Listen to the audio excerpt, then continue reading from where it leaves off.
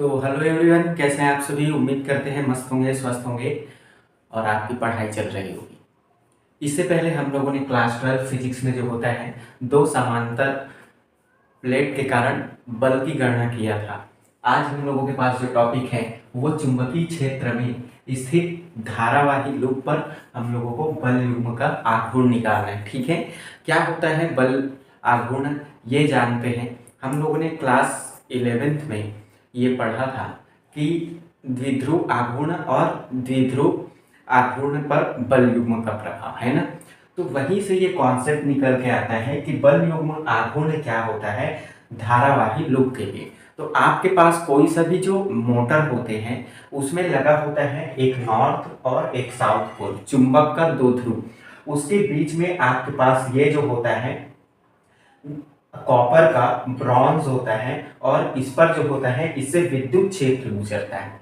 विद्युत क्षेत्र गुजरने के कारण इस पर चुंबकीय प्रभाव होता है जिससे ये घूमने लगता है और ये जो घुमाव वाली बल होता है इसी को हम लोग बल युग्म का आघूर्ण कहते हैं। ठीक है, किसी भी वस्तु को जो घुमाने वाला बल है उसी के प्रभाव को बल युग्म का आघूर्ण कहते हैं।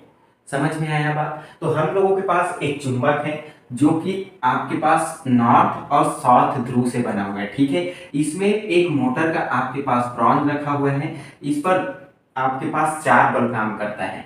एक करता है F1 F2 जो कि जस्ट समानांतर होता है एक दूसरे के, मतलब एक दूसरे के समानांतर कहने का मतलब ये है आपका F1 बराबर होता है F2 बल के। ठीक है, क्या होता है F1 बल बराबर होता है F2 के। तो इसको हम लोग लिख सकते हैं बल युग्म के आघूर्ण की परिभाषा। जबकि आपका जो तीसरा बल होता है F3 और चौथा बल होता है F4, ये दोनों बल जो होता है एक दूसरे के विपरीत दिशा में होते हैं। एक उत्तर की ओर है तो एक दक्षिण की ओर है, जिस वजह से ये दोनों एक दूसरे के प्रभाव को निरस्त कर देते हैं। ठीक है, तो यहाँ आप लिख सकते हैं F3 बराबर F4, दोनों बल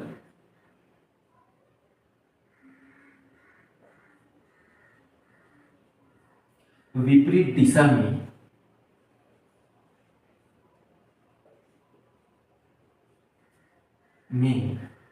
होने के कारण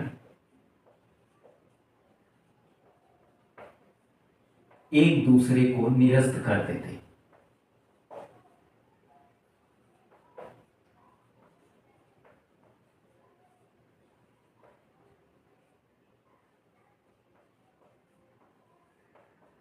ये बातें समझ में आए।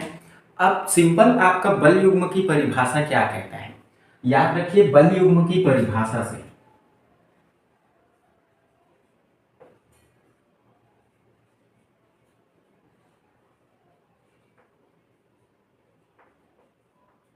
ये होता है टाउ बराबर एक बल इंटू दोनों बलों के बीच की क्रिया रेखा की लंबवत दूरी।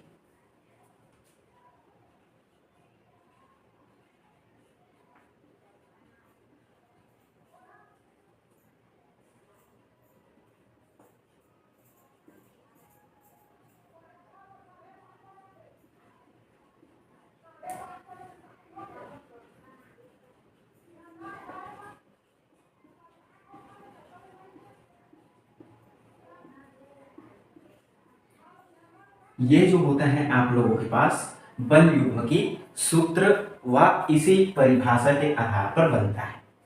ठीक है, अब यहां जो होता है आपके पास इस चालक में जो है धारा प्रवाहित होता है। ठीक है, इस चालक में धारा I प्रवाहित होता है। इसका चुंबकीय क्षेत्र आपको B देखने को मिलता है और साथ में इनका जो चालक का लंबाई होता है उसे आप L मान लीजिए। ठीक है, इस चालक की लंबाई L मान लीजिए।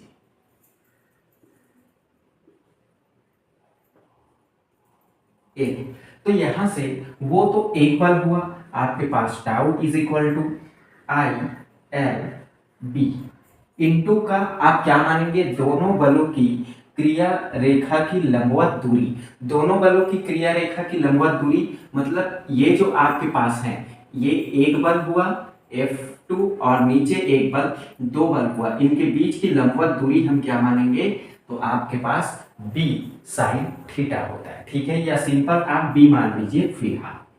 ये हुआ। यहां से हम क्या करते हैं, टाउ इज इक्वल टू आपके पास आई बी इंटू का एल इंटू का बी। ये जो एल इंटू का बी होता है ये आपके पास चालक का क्षेत्रफल होता है।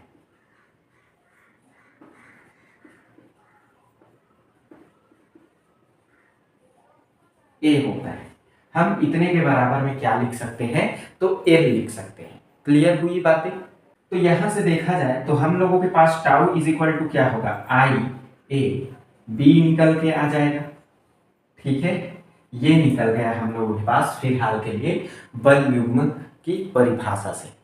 अब थोड़ा सा ध्यान रखिए, इसमें आपके पास बाह्य विक्षेपक बल लगते हैं। विक्षेपक मतलब जो कि हम लोगों के पास मोटर में लगा हुआ ये जो आपके पास ब्रॉन्ज होता है उसका बुश जो होता है उसे घुमाने का प्रयास करता है। तो अब हमें विक्षेपक बल के लिए क्या निकालना है, बल युग्म का आघूर्ण। तो चलिए लिखते हैं विक्षेपक बल युग्म का आघूर्ण।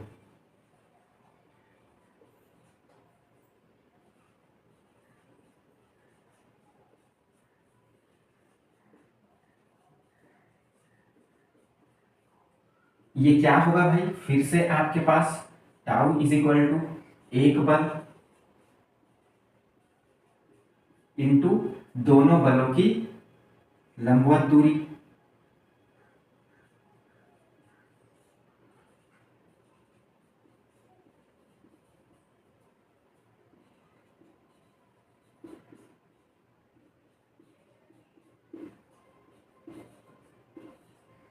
ये हुआ। अब हमें इसका विक्षेपक बल निकालना है, मतलब ये जो विक्षेपित होता है, ठीक है, उसका बल निकालना है। तो आपके पास ये होगा टाउ इज इक्वल टू आपका ये जो निकल के आया है वैल्यू आई ए बी, ये तो एक बल के रूप में कार्य करता है, इनटू का आपके पास जो होगा वो क्या होगा, आपके पास इनकी बीच की दूरी जो है ये आपको देखने को मिल रहा है बी साइन थीटा। तो आपको क्या निकालना है, इनकी बीच की दोनों रेखा के बीच की दूरी। आप चाहे तो इसको ऐसे लिख सकते हैं आई एल बी इंटू, ठीक है। तो ये हम लोगों के पास विक्षेपक बल निकल गया। तो अब इसके बाद दोनों बलों की क्रिया रेखा की दूरी क्या है भाई, तो बी साइन थीटा लिख दीजिए, बी साइन थीटा। ओके, ये निकला। अब इसको रीअरेंजमेंट कर लेते हैं, ये स्मॉल बी को एल के मल्टीप्लाई में डाल देते, तो टाउ इज इक्वल टू हम लोगों को आई इंटू का मिलेगा एल इंटू का small B into B sine theta मिलने वाला है। क्योंकि हम जानते हैं हमारे पास आई इंटू का बी जो होता है, एल इंटू का बी जो होता है वो क्या होता है, क्षेत्रफल एरिया ए के बराबर होते हैं, ठीक है। तो यहाँ इसके स्थान पे आप लिख लीजिए ए, तो tau is equal to I A B sine theta जो कि मिलने वाला है। और यही जो होता है आपके पास चुंबकीय क्षेत्र में स्थित धारावाही लूप पर क्या होता है, बल युग्म का आघूर्ण का फॉर्मूला होता है tau is equal to I A B sine theta. समझ में आया, यहाँ तक की चीजें कुछ नहीं करना है, जैसे आप 11th में निकालते थे बस वैसे ही दो बल लेना है और दो बलों के बीच की क्रिया रेखा की दूरी लिखना है। पहले आपको एक बल पता होना चाहिए, एक बल क्या होता है, तो इस चालक में प्रवाहित धारा, उसकी लंबाई और उसका चुंबकीय क्षेत्र एक बल के रूप में कार्य करता है, ठीक है। फिर आप वहां से इस पर विक्षेपक बल युग्म का आघूर्ण निकालेंगे, जो कि आपको क्या मिलने वाला है, विक्षेपक बल युग्म का आघूर्ण बराबर आई एल बी इंटू का बी साइन थीटा। उन दोनों के बीच कौन सा कोण दिया जा रहा है ये आपको देखना है, ठीक है। ये वाला जो कोण है उसका वैल्यू जो होता है, ये वाला घटक आपके पास बी साइन थीटा होता है, तब जाके हम लोगों के पास निकलता है tau is equal to A B sine theta. तो ये रहा हम लोगों के पास बल युग्म के लिए आघूर्ण की फॉर्मूला। चलिए ये नोट डाउन करिए, फिर इसकी स्थिति देखते हैं, केसेस देखते हैं। करता हूं ये आपने नोट कर लिया होगा। अब इसकी स्थिति देखते हैं, ठीक है, विशेष स्थिति।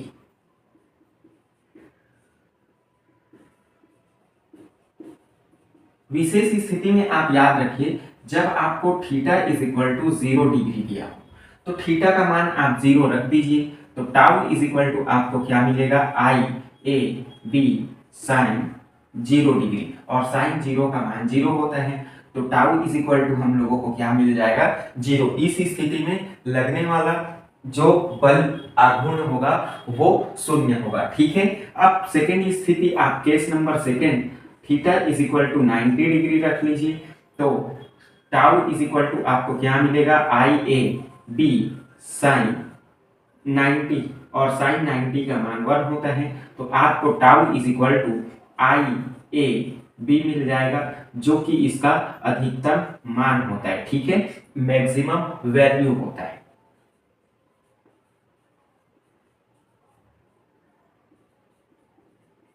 याद रखिए, आई ए बी जब मिलेगा, theta is equal to 90 degree मिल जाए, तो उस स्थिति में बल युग्म का आघूर्ण अधिकतम होता है, और जब साइन का वैल्यू 0 मिल जाए तो उस स्थिति में आपके पास जो बल युग्म का आघूर्ण होता है वो 0 होता है।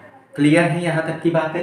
तो ये रहा आपके पास बल युग्म की आघूर्ण की पूरी चर्चा हम लोगों ने कर लिया है, कैलकुलेशंस भी आपके पास, फॉर्मूला भी निकल के आ चुका है। तो अब इसके बाद हम लोगों के पास आता है धारामापी। ठीक है, किसी भी वस्तु में प्रवाहित धारा को मापने की क्रियाविधि के लिए धारामापी का यूज किया जाता है। धारामापी दो प्रकार के होते हैं, जल कुंडली और चुंबक कुंडली। ठीक है, तो धारामापी हम लोग नेक्स्ट क्लास में डिस्कशन करेंगे। तो यहाँ तक आप पढ़ के रखिए, और चैनल में आ गए हैं तो चैनल को सब्सक्राइब करके वीडियो को लाइक कर दीजिए, और अपने दोस्तों को साथ शेयर करिए इसको, क्योंकि उनको आपको लगता है कि उनकी पढ़ाई में थोड़ी मदद हो जाए, तो ये हम लोगों के लिए भी बहुत अच्छी बात। तब तक के लिए पढ़ते रहिए, मस्त रहिए, स्वस्थ रहिए। जय हिंद, जय भारत।